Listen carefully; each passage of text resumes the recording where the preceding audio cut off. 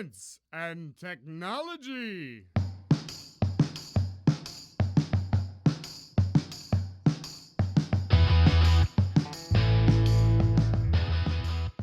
Estamos on com mais um Ciência On. Hoje é para falar do projeto, do programa, do tema mais pedido e mais antigo em desenvolvimento aqui no Ciência On. Vamos falar sobre transhumanismo. Eu vou citar Shakespeare, ser ou não ser, eis a questão. Eu sou Pedro Altreto, professor aqui da UFABC, e hoje a gente vai conversar com Ana Paula Areias Down. Bom dia, boa tarde ou boa noite, seja o dia ou horário que você esteja ouvindo isso. Seja bem-vindo ao Ciência On, um projeto de extensão aqui da UFABC que foca diretamente na partícula elementar da ciência. Hoje tenho o prazer de receber a professora Ana Paula Areias Down, que é química formada pela Universidade Estadual de Campinas, com doutorado direto em bioquímica pelo Instituto de Química da Universidade de São Paulo.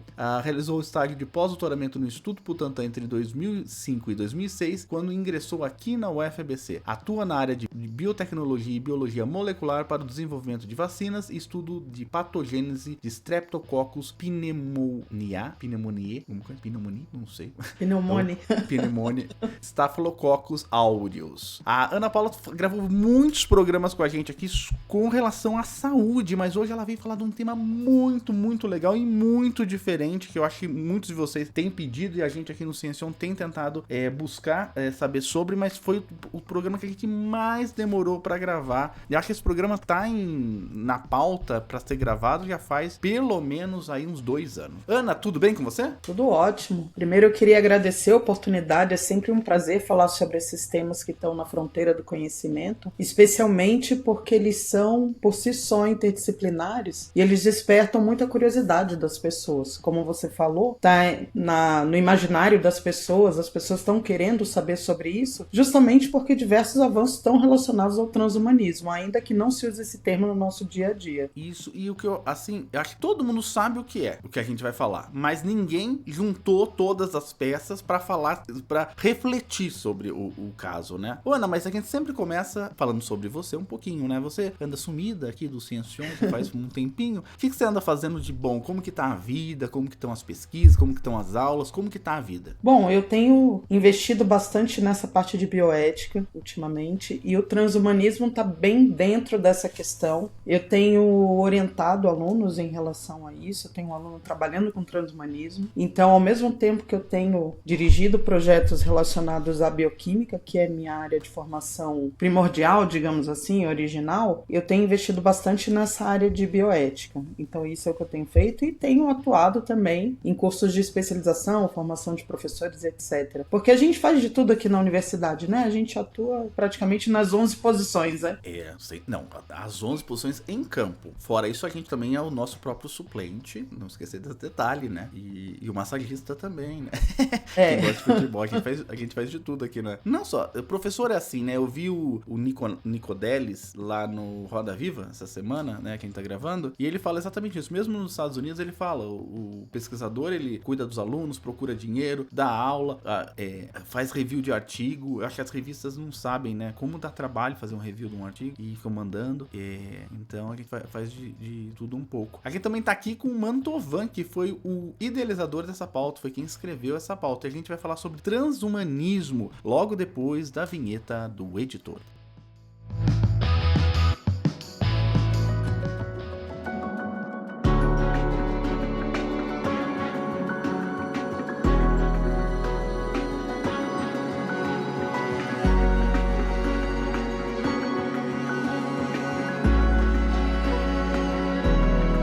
Ana, vamos começar pelo começo, né?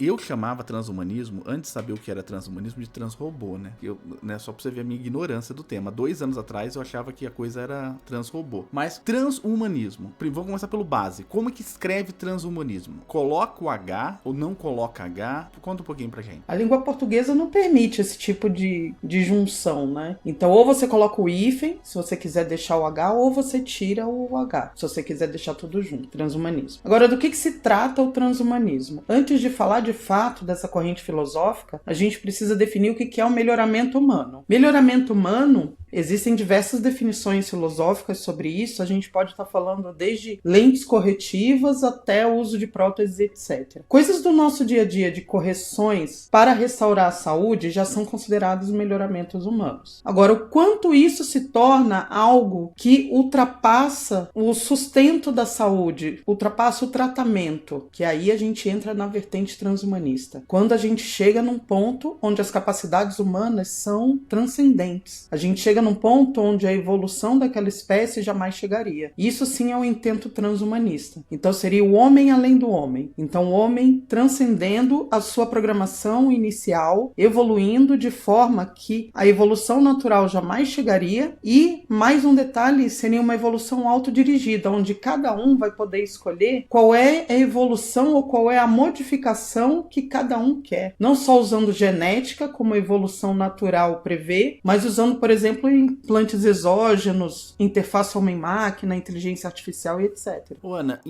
só pra saber, por exemplo, eu comecei a usar óculos por causa que a minha vista já não está enxergando muito bem de perto. Usa-se o termo transhumano, a pessoa que vai além da capacidade humana, ela é um transhumano ou não se usa esse termo?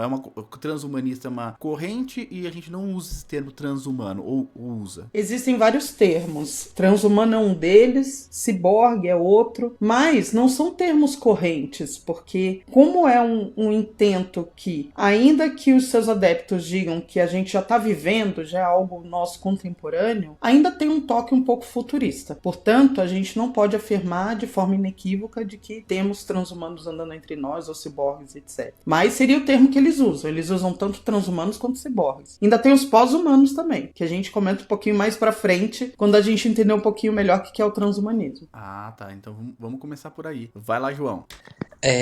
Aí, professora, a gente estava até vendo isso na aula também, né, que eu assisti essa aula que você deu lá na UFABC, e a ideia, então, seria que essas tecnologias, elas deveriam estar amplamente disponíveis para uso, né, tipo, caso elas fossem possíveis, tipo, se você tivesse uma tecnologia que melhorasse a sua cognição, por exemplo, a gente teria um problema de elas estarem disponíveis para todo mundo poder usar, né. Um dos princípios dessa filosofia é esse, exatamente, que ela seja amplamente disponível para todos. Ou seja, todos têm que ter acesso, tem que ser economicamente viável e, de fato, todos têm que poder escolher o que quer. Entendi. Então, só para ficar claro, qual que é a disciplina que a professora dá na UFBC? Porque eu vou assistir. Ano que vem eu tô lá.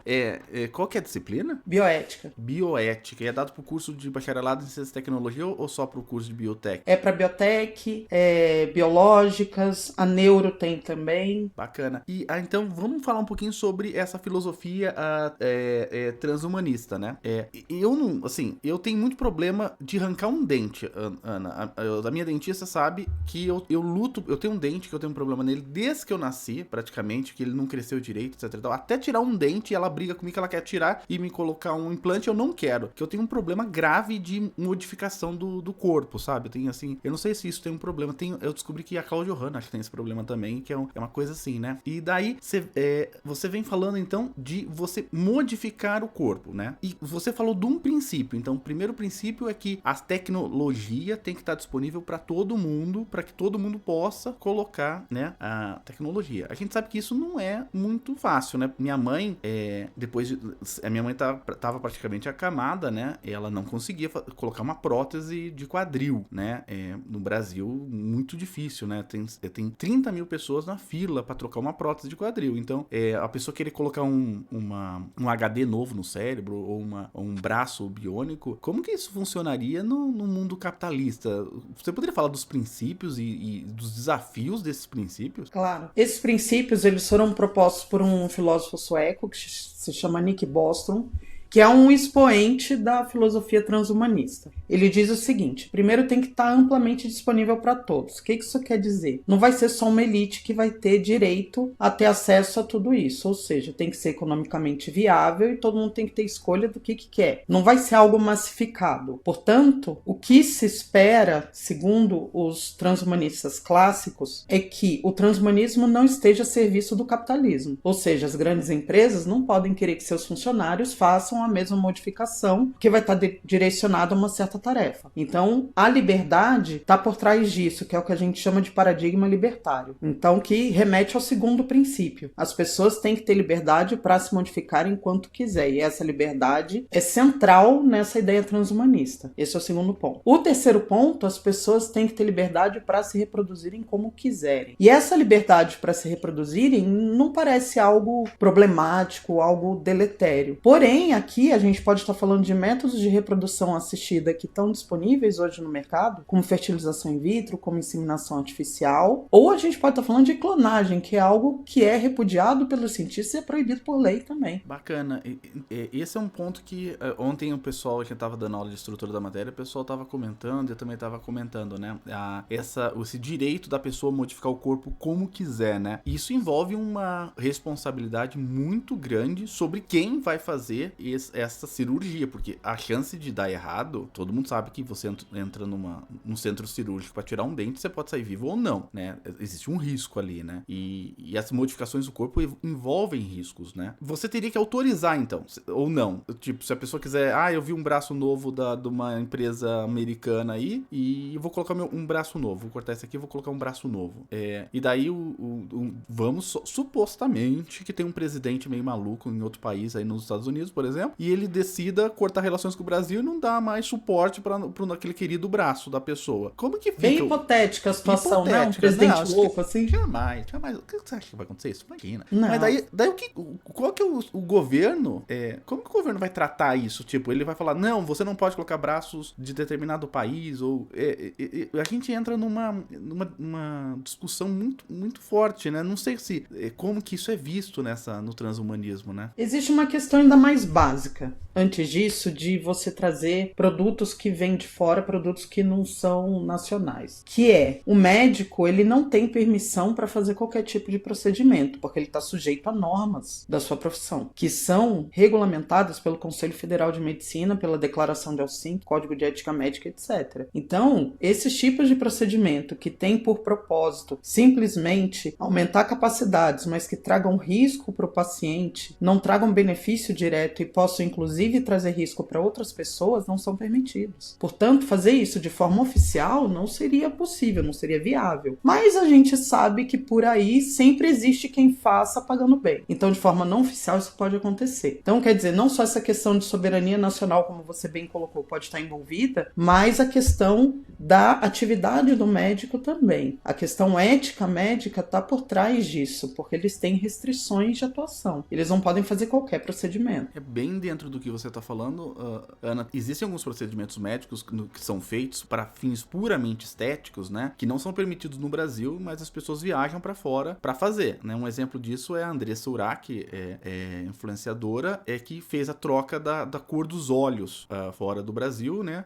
Deixou o olho mais claro, né? A partir da queima da melanina. E quando ela chegou no Brasil, houve uma comoção muito grande, porque doía muito e ninguém sabia se ela ia ou não ia ficar cega por conta desse procedimento, né? E eu imagino que em algum momento, como a ideia, pelo que eu tô entendendo, né, do transhumanismo, é você colocar, chama órteses ou próteses, não sei como que se chamaria, para levar o ser humano além do que ele pode. Isso, muita gente que tem muito dinheiro pode começar a fazer isso fora do Brasil, né? Fora das regulamentações dentro do país, né? Isso é possível, não só por meio de órteses, próteses, etc., por meio de modificações genéticas, qualquer tipo de modificação que leve a capacidades que sejam extra-humanas. Então a gente pode ter um tipo de migração para um turismo transhumanista. Isso é bem possível. Eu vou falar um pouco mais sobre isso, mas o terceiro ponto que você cita aqui é sobre o direito da reprodução, né? Que a pessoa pode se reproduzir do jeito que ela quiser, né? Quando a gente fala em reprodução, a gente costuma acreditar em filhos, em coisas que não são idênticas a você próprio, né? E fala um pouquinho mais sobre esse direito. Então você teria direito de se clonar, é isso? Esse seria um direito que você tem. E você poderia fazer com o clone o que você quisesse ou não? Olha, segundo os transhumanistas, seria possível, mas a gente sabe que As sociedades científicas repudiam veementemente essa questão. Os médicos são proibidos de fazer isso, os cientistas se recusam a fazer isso. Então existe essa barreira ética, a gente sabe disso. E muitos países têm lei específica para isso. Alguns não têm uma lei tão clara, mas existe uma barreira legal também por meio de leis indiretas. No caso do Brasil, isso está na Lei de Biossegurança, que é de 2005. Existe um item específico falando que é proibida a clonagem reprodutiva. Isso, até teve aquela discussão muito grande das células tronco, né? Se as embrionárias podem usar hoje em dia, né? É exatamente nesse item que está a questão da clonagem. Entendi. É um dos itens que está aí, porque a Lei de Biossegurança, ela é praticamente sobre transgênicos. Dentro da lei tem um artigo que fala de células tronco e dentro desse artigo tem um inciso que fala de clonagem reprodutiva. Entendi. Então, só para o pessoal ficar mais, dar uma pimentinha no pessoal, a ideia que seria que eu poderia fazer, né? Eu não faria isso, obviamente, mas poderia fazer era fazer um clone meu, do Pedro, e daí eu tô com um problema no coração, vou lá, deixa eu arrancar esse coração desse clone aqui, porque o outro tá melhor lá. Aí eu poderia ficar trocando as peças minhas por peças do clone, né? E construir quantos clones eu quisesse, né?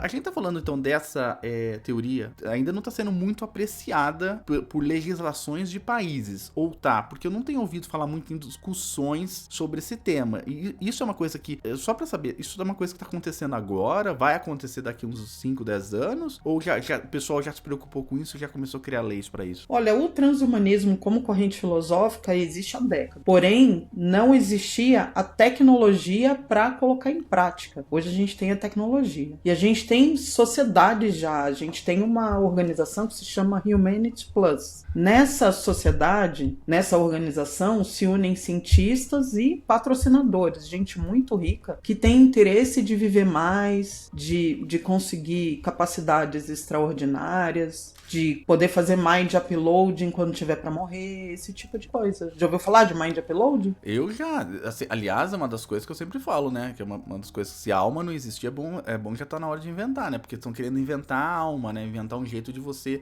ser transportado por uma pedra, né, por um silício, alguma coisa assim, né. E essa questão da clonagem que eles colocam também é para isso. Então, quer dizer, a pessoa quer se clonar, ela faz um mind upload para um robô e do robô vai pro clone. Algumas pessoas aceitariam o corpo robótico, outras não, outras querem usar só como intermediário para ir para esse corpo que seria a pessoa 2.0, digamos assim. Porque na cabeça de muita gente, você é o que os seus genes determinam. Então, se você tiver um clone, é como se fosse você 2.0, é você rejuvenescido, digamos assim. Tem muito filme que aborda esse tema, né, e as vivências que você teve, né, só se você talvez transplantasse o cérebro, né. O caso mais famoso de pessoa que tá tentando lutar contra a velhice, né, que isso aí eu não tento, é Brian Johnson, não sei se vocês ouviram falar, que aquele cara, ele tem até um documento, vai virar um filme na Netflix, que ele é jovem pra caramba, e ele tá fazendo várias terapias hormonais, terapias de remédio pra tentar não envelhecer, e não tá adiantando nada, né, e ele chegou ao ponto de fazer transplante do sangue do próprio filho, né, pra ver se ele conseguia rejuvenescer, que também não parece que não vai adiantar muito não. Ô, João, você vai falar do... Na aula que você tava dando, você citou aquele caso do cara que tá tentando clonar o John Lennon, né? Eu acho que isso é uma coisa que talvez as pessoas não entendam muito sobre a clonagem, que quando você clona alguém, você não vai trazer de fato a pessoa de volta, né? Que foi até o que você tinha falado na aula. E aí tem também um anime, eu gosto de assistir anime, né? E tem um anime lá do Naruto, que é um clássico, né? Que tem uma habilidade deles, né? Um jutsu dele, que eles conseguem trazer as pessoas de volta. Que eles chamam de, se eu não me engano, é reencarnação impura, alguma coisa assim. Que aí você faz um sacrifício humano, pega o DNA da pessoa que morreu e você traz de volta a pessoa como ela era na vida. Só que se a gente pudesse fazer isso, a gente clonasse uma pessoa, né? A pessoa não ia voltar do jeito que ela era, né? A gente tá criando só uma cópia física da pessoa, né? Talvez eu acho que isso seja uma coisa que a galera entende um pouco errado do que seria a clonagem, né? Sei. No caso do Naruto, é um jutsu proibido. Eu também gosto de Naruto. Ah, é? É um Cara, jutsu eu nunca proibido. assisti Naruto. Agora É. eu não consigo falar nada sobre Naruto. Pô, eles pegam o DNA, pode ser qualquer coisa, um cabelo, um sangue, qualquer coisa, um tecido vivo da pessoa. E aí você faz lá um jutsu.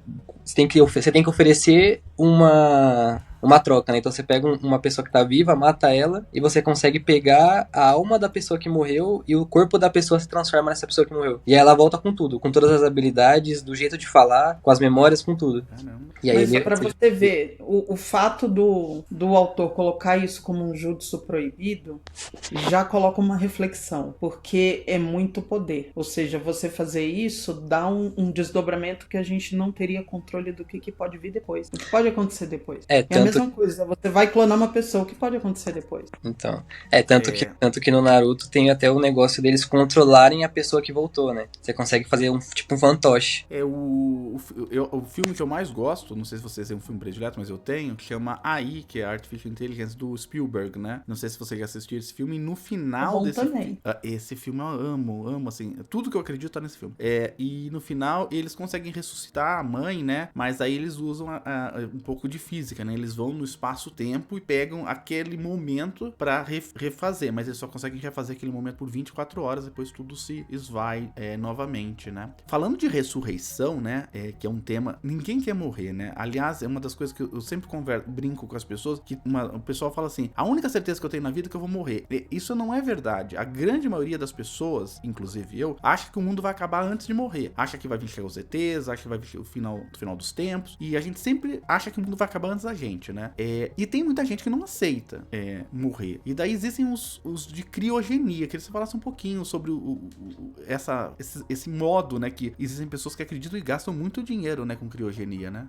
Tem uma sociedade que se chama Sociedade para a Abolição da Morte Involuntária. Gostei do involuntária. E eu também. Eu não tenho nenhuma vontade de morrer, só pra ver. Aí tem gente que congela o corpo todo, tem gente que congela só a cabeça. Aí o pessoal que congela o corpo todo, eles querem um dia serem ressuscitados, conforme a medicina moderna, etc. Os que congelam só a cabeça, eles estão nessa vibe aí do Mind Upload. Então eles vão pegar essas memórias, vão fazer o Mind Upload numa máquina e de lá para um corpo clonado, ou alguns vão aceitar o corpo robótico e vão viver sua vida nesse corpo. Então, quer dizer, isso não é futurista, isso existe mesmo. As pessoas estão sendo mantidas congeladas. Ô, Ana, é só pra gente, como a gente tá nesse primeiro bloco do programa sobre a ideia, entender a transhumanismo, né?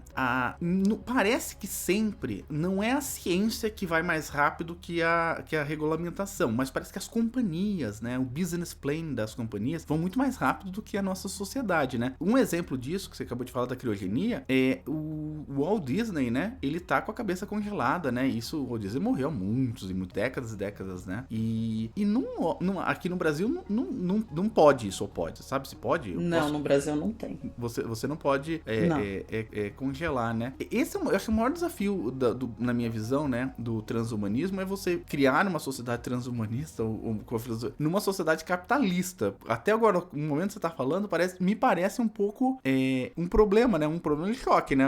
Você ser libertário, né? Do jeito que tá sendo desenhado pelo transhumanismo, e você ser capitalista, né?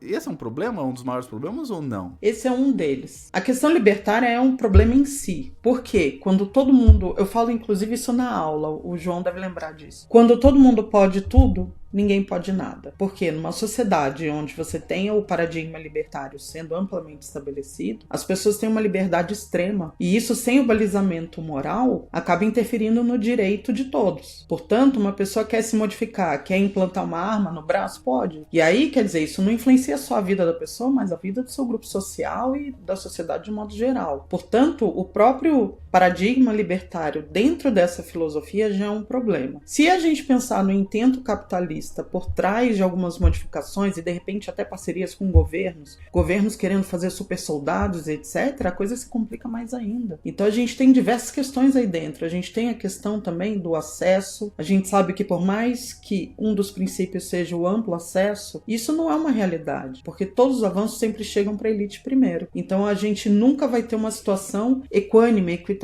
Sempre vai ter alguém que vai ter acesso primeiro e vai se utilizar disso de forma a ter vantagem sobre os outros. Então sempre essa sociedade de castas vai estar estabelecida. E também nem todas as pessoas vão poder usar, né? Tem pessoas que têm algumas deficiências físicas, tem pessoas que têm algumas características que não vão permitir que elas usem determinados, por exemplo, eu quero uma prótese 3G, porque eu tenho 2 metros de altura. Não tem. Aqui só tem próteses até o M, que é, né? Existem uma série de diferenciações, né?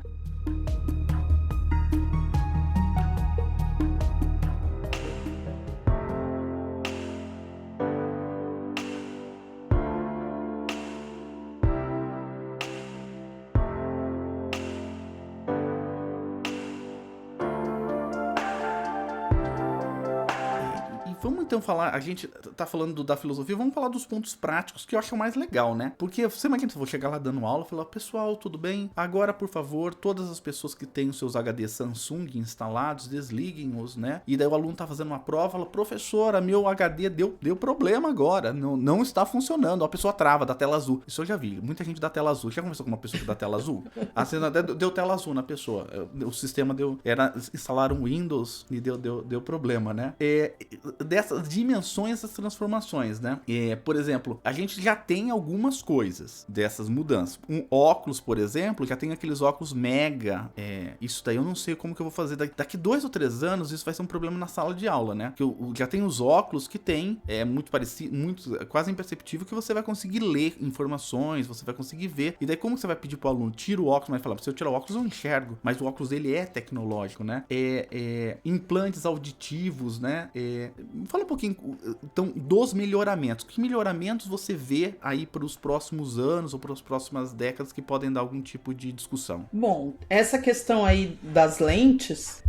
tem esses trajes que são os trajes ou acessórios que são vestíveis, que você pode colocar e tirar, e tem aqueles que são integrados. Então, por exemplo, você implantar alguma coisa nos seus olhos que faça você enxergar comprimentos de onda que são diferentes, que não são na faixa do visível. Isso é possível e estão estudando isso. Não existe nenhum humano ainda com isso, até onde eu sei, mas estão estudando esse tipo de coisa. O que a gente tem são esses acessórios que são vestíveis. Isso já tem. Então esse tipo de coisa tecnológica tem. O que se está avisando? O que o capitalismo já está olhando? O Zuckerberg deu uma declaração outro dia que ele falou o seguinte, que imaginem que interessante se existisse uma rede social onde ao invés de você ver a experiência das pessoas por meio de fotos ou vídeos, você conseguisse sentir o que ela sentiu ao experimentar aquelas coisas que ela está retratando. Ou seja, redes sociais sensoriais. Eu discuti isso com os alunos na aula. Como seria essa carga de emoção? Você vê uma coisa, você vê o cara na praia, não sei o que, tá bom. Isso só dá uma invejinha em outro nível. Tudo bem. Agora imagina uma situação grave, a pessoa tá te contando um negócio difícil, assim, eu perdi minha mãe, aconteceu um acidente. Como é que você lida com essa carga emocional? Como que você consegue? Aí você lê uma notícia dessa, depois você vê uma notícia de um acidente que teve não sei onde. Como é que você vai de notícia em notícia e mantendo sua saúde mental depois de tudo isso? Se você tá usando rede social, a saúde mental, muito, né? A saúde mental já é difícil hoje, né? Então, e isso assim, a gente projeta. Então a gente tem a história de empatia, compaixão, etc., que é um processo mental. Então você projeta emoções porque você imagina como a pessoa se sente, etc. Agora imagina você entender perfeitamente como ela se sente, porque você sente o que ela sente. Isso vai a um outro nível. E aí tem outras coisas, né? Por exemplo, o uso de inteligência artificial em processos jurídicos, em conselhos gestores, medicina personalizada, isso é uma realidade nos hospitais de gente que tem dinheiro. Sim. O problema de você... primeiro que a pessoa teria que se declarar, né? Se ela tiver uma vantagem... É difícil você competir, né? Hoje já é muito difícil competir, né? Obviamente, cada um tem a sua realidade, cada um tem o seu ponto de partida, mas daí você vai competir com uma pessoa, por exemplo, que tem uma memória muito... uma memória acoplada, né? E eu não tenho a mínima ideia, né? A pessoa vai chegar lá pra aprende fácil, né? E eu não tenho a mínima ideia como que a gente vai... A nossa sociedade vai se conformar ao redor disso, sabe? Porque o que eu vejo é que, igual diz, né? a gente não tem muito como parar essa onda, né? Essa onda não tem muito como ser parada, né? Como a inteligência artificial hoje não tem como ser parada, né? Então, e tem que tentar regulamentar isso, né? E como que você vê isso, Ana? Essa é a questão. Tanto a discussão ética quanto a regulamentação, ela está sempre correndo atrás dos avanços. A discussão em tempo real é muito complicada. E eu vejo cada vez mais as sociedades retratadas pelo Asimov se tornando reais. Então, tudo que ele traz lá de ciborgues, de robôs e essas sociedades híbridas de humanos convencionais convivendo com máquinas, isso está cada vez mais presente. E outras profissões vão surgir por causa disso. Ele coloca lá nos seus livros, por exemplo, profissões como psicólogos de robôs, coisas assim. Então, algumas profissões vão surgir, outras vão sumir, porque a sociedade vai ter que realmente se moldar a essa nova realidade. E isso é um processo sem volta, não tem mais como. Mas, na contramão disso, o que a gente tem? Sociólogos falando o seguinte, que as novas gerações, por conta da inteligência artificial, elas vão ter necessidade de usar mais coisas analógicas. Por quê? Porque a inteligência artificial trouxe uma sensação de que não sabemos mais o que é real. Então, para elas terem esse lastro do que é real, elas vão querer, às vezes, usar coisas analógicas. Então, aqueles jogos de tabuleiro vão ficar mais populares. Eles já são, de certa forma, populares hoje, né? Por causa de RPG, etc. Mas todos esses jogos têm versões digitais que as pessoas jogam. Mas as versões de tabuleiro vão ficar mais populares ainda do que já são. Os encontros presenciais vão ficar mais comuns do que os encontros pelas telas, porque você não sabe se a pessoa está usando um software que disfarça aquilo ali, é um avatar, é criado por inteligência artificial ou sei lá o quê. Porque as coisas hoje que os programas de IA fazem são assustadoras. Porque quem tem habilidade para lidar com isso consegue pegar uma foto de duas pessoas e fazer essas duas pessoas fazer o que quiser. Exatamente. Eu tenho visto até entre os alunos mesmo o uso de rede social entre as pessoas realmente mais jovens, né? Para expor sua própria vida é muito menor do que foi na geração anterior, né? O pessoal usa muito para consumir conteúdo. O TikTok, por exemplo, você fica vendo, mas você não fica expondo a sua vida, né? Ali na rede social. É muito raro. Eu tenho visto uma mudança realmente. Você disse uma coisa que eu pelo menos tenho percebido, né? Você tá assim também, Ana? A gente se falou muito na pandemia, mas eu voltei até a usar fichário. Nem tá aqui meu fichário, mas eu tenho até fichário agora. Eu tenho fichário com caderno. Eu usava tablet, né? Mas hoje eu vim mais pro mundo. Você também tá assim ou não? Eu uso muito caderno mesmo e eu uso. Meu planner é impresso. Ah, olha só. Caramba. João? Eu também tô usando caderninho. Apesar de eu dar atividades pelo Moodle, por exemplo, né? Porque eu acho mais prático. A gente mescla as duas coisas, né?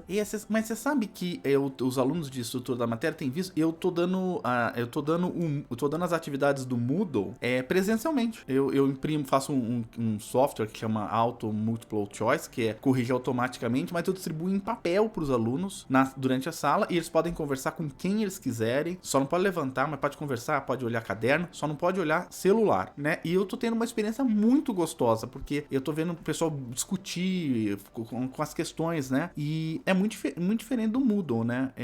Pelo menos no curso de estrutura da matéria, eu falei isso pros alunos, então não tem nenhum problema falar aqui.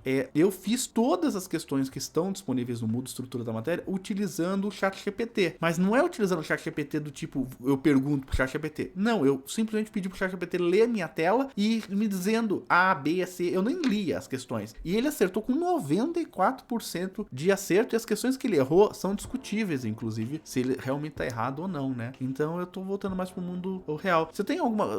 falar sobre implantes também, né, o Mantovan? Eu tava lendo o Guia do Mochileiro das Galáxias, e eles têm aquele peixe Babel, né? Que é o peixinho que eles colocam no ouvido. Eu não lembro se ele vai direto pro cérebro ou se ele fica na região do ouvido. Que ele traduz tudo que os outros seres falam, né? Então, aí a gente talvez poderia até chegar num ponto em que a gente tivesse algum implante que você colocasse na sua cabeça, que ele traduziria automaticamente qualquer língua que fosse falada. Então, quem tivesse dinheiro para poder pagar, não ia precisar mais estudar nada de linguagem, né? Então a pessoa já teria essa vantagem de poder literalmente entender o mundo inteiro sem precisar ficar horas e horas estudando, praticando, tá?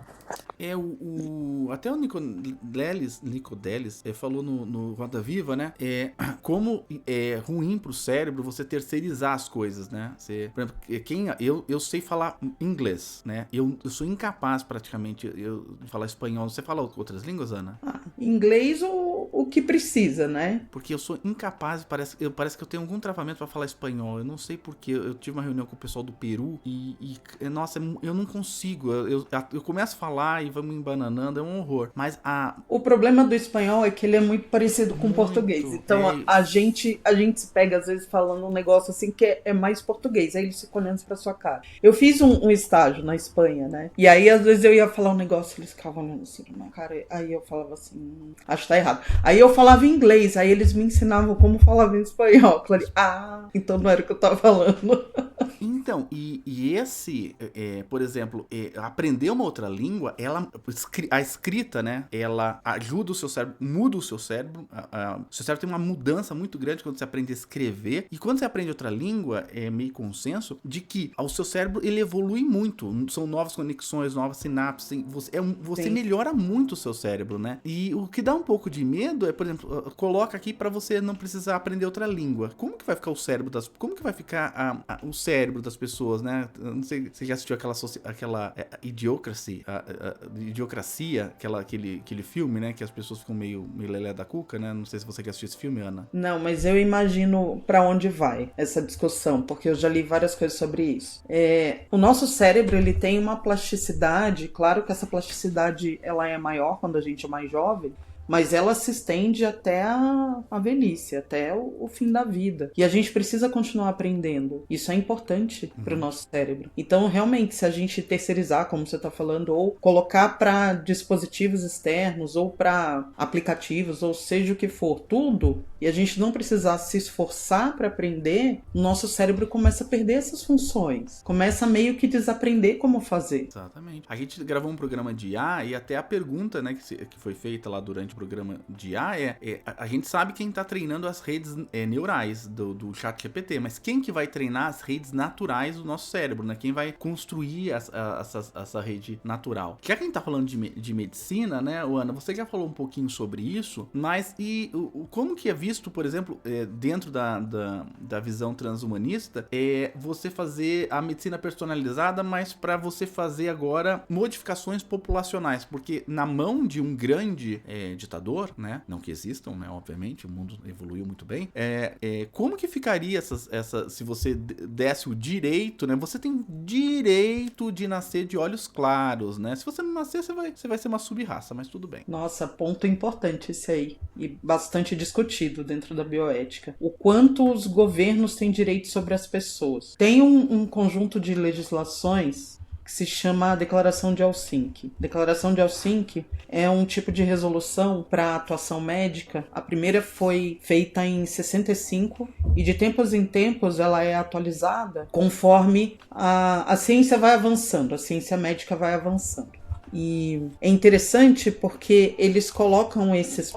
A gente percebe, então surge a questão de fertilização in vitro, então isso aparece lá na Declaração de Helsinki. Surge a questão de drogas antirretrovirais, então isso aparece lá a questão de uso de placebo e etc. E uma das coisas que está sendo discutida para a próxima Declaração de Helsinki, para a próxima atualização, é um tipo de consentimento que se chama Consent to be Governed, ou seja, consentimento para ser governado. O que seria isso? Seria um consentimento que você dá para o governo, para ele tomar grandes decisões sobre a sua vida. O que seriam essas grandes decisões? Em termos de políticas públicas, muitas das coisas já são decididas pelo governo. Mas, claro, nem tudo é decidido sem a gente ficar sabendo, porque também tem consulta pública, tem os representantes que participam disso, etc. Mas quando você dá esse consentimento, você dá um poder ainda maior para o governo. Quem é que já pratica isso? A Islândia. Só que a Islândia tem, sei lá, 300 e poucos mil habitantes. O meu bairro tem mais do que isso. Imagina isso num país como o Brasil, que tem 200 e tantos milhões. Como que isso funcionaria? Você gosta de Black Mirror, Ana? Sabe que eu nunca assisti. O pessoal sempre me fala da série na disciplina. Fala assim, professora, parece muito episódio de Black Mirror. Tem um episódio dessa nova temporada que a pessoa, ela perde uma parte do cérebro num acidente. E chega uma empresa, e essa empresa, ela fala assim, olha, eu posso reconstruir a outra parte do seu cérebro com uma prótese, né? Você vai ficar muito melhor, inclusive, né? Vai ter muita coisa nova. E é de graça. Você só tem que assinar esse contrato aqui. E depois de um tempo, a pessoa começa a ter limitações. Porque a empresa impôs, por exemplo, você só pode usar esse implante até às 10 da noite. Depois ele desliga, você desmaia. Daí, se você assinar um planozinho, você vai poder ficar a noite toda, tá? Depois ela começa a falar propaganda. Então, de graça, mas você vai... Do nada você para e você fala uma propagandinha, né? Que é o ponto final do programa programa que a gente vai comentar sobre hoje, o governo pode falar, você vai ganhar esse maravilhoso chip. Se você não tivesse chip, você nem vem no hospital, porque esse chip só serve para o hospital. Mas ele pode, por exemplo, te dar essa vantagem transhumana, mas começar a ler os seus pensamentos. Se você começar a ter algum pensamento estranho, você pode ser chamado lá, né? Só pensamento, nem escrever ainda nas redes sociais, né? Tem uma questão que às vezes as pessoas não são esclarecidas sobre as coisas. Para ter um consentimento real das pessoas, elas têm que ser esclarecidas. E isso me lembra a questão da coleta de imagem de íris, que estavam fazendo, que estavam pagando. Ninguém falou para essas pessoas o que ia ser feito com esses dados. O que ia ser feito com esse banco de dados? Ninguém falou para essas pessoas. E esse caso que você está me falando me lembra muito isso. Então, às vezes, prometem as coisas e não contam. E isso remete também a um outro abuso que aconteceu nos Estados Unidos, um experimento que foi um escândalo entre as décadas de 30 e 70. Um experimento que durou 40 anos. O experimento de Tuskegee, que aconteceu no Alabama, de 32 a 72. Não sei se você já ouviu falar. Nunca Era um ouvi falar. experimento de sífilis que foi feito só com homens negros, onde se acompanhou o desenvolvimento da doença, etc. Já se conhecia o efeito da penicilina sobre a bactéria que causa a sífilis, mas não foi oferecido a esses homens. O termo de consentimento que eles assinaram era totalmente não informativo e falaram que ia melhorar a saúde deles, etc. E era um experimento feito pelo FDA. Foi totalmente abusivo e etc. Então, às vezes, assim, ou prometem coisas que não vão cumprir ou não esclarecem as pessoas. Então, é bem possível que isso aconteça. É uma realidade possível. Ô, Ana, parece que a gente sempre chega no mesmo ponto, né? O problema já aconteceu, ele parece que só vai voltar com uma nova roupagem, né? Nesse ponto, né? E com relação... Qual que é a área que se estuda isso que a gente tá conversando, né? Existia a neuroética, ela mantém hoje neuroética? Como que... Conta pra gente, só se eu quiser saber mais sobre esse assunto, a gente vai falar em dois outros novos programas sobre mais detalhes sobre esse assunto, mas qual que é a área da ciência que estuda ou discute esses limites da tecnologia no humano? São várias áreas. Na bioquímica, você vai falar a questão fisiológica. Na neuroética, você vai falar a questão da interface homem-máquina, expansão da mente, controle da mente, etc. Na bioética, você vai falar sobre os direitos fundamentais desse humano que está sendo manipulado. Na questão sociológica, qual o papel desse humano? Na questão filosófica, também. Qual é a ética por trás disso? Qual é a moralidade por trás disso? Então, quer dizer, tem a questão médica também. Qual o papel dos médicos nisso, nas transformações? É permitido que eles façam qualquer tipo de transformação? Qual o limite da ação do médico nisso? Então, você vê que são várias áreas. É uma área interdisciplinar, super interdisciplinar. E já no Brasil, tem sido produzido teses, dissertações ou estudos sobre isso, que você lembre? Ou em várias áreas. Em várias áreas. Né? Porque aí vai depender o enfoque que você quer. Então, dentro da área médica, vão procurar essa questão da atuação do médico. Dentro da bioética, o direito das pessoas. E projetar essas situações. Para onde que vai? Será que a sociedade está preparada, etc. A neuroética, a questão do controle mental. Então, depende o aspecto que você está olhando do transhumanismo, você vai achar os diversos subtemas sendo publicados. Então, tem profissionais que só estudam isso, né?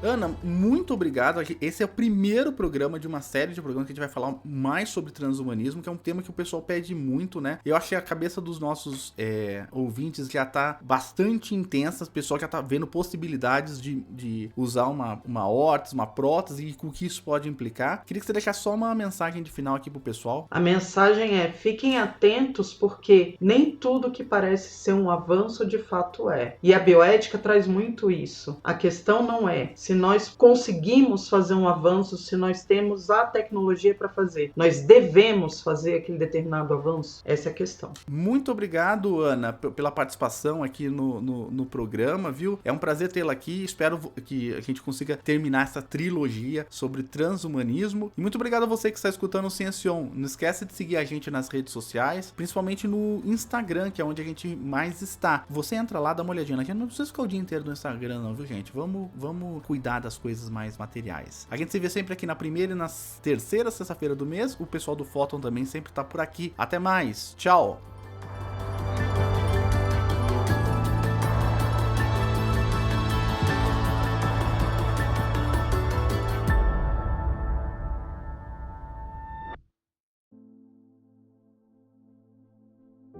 Este programa foi editado por André Luiz.